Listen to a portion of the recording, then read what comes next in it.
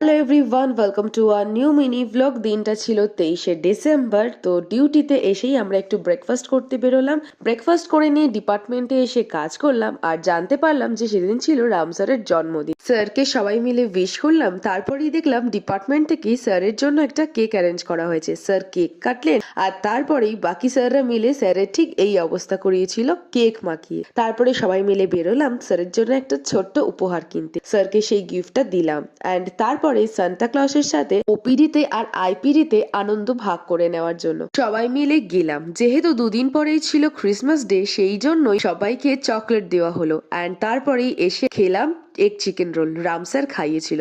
এরপরেই বাড়ি এসে দেখি এসেছে বৌদিদি। খুব আনন্দ হচ্ছিল। তারপরেই বছরের প্রথম কেক বানাচ্ছিলাম আর বৌদিদি একটুখানি শিখেও নিল আমার থেকে। আর রাত্রেবেলা সাউথ ইন্ডিয়ান ডিশ খেতে খেতে সন্দেশের দুষ্টুমি দেখলাম আর দিনটা এভাবেই শেষ করলাম। Tata, lots of love.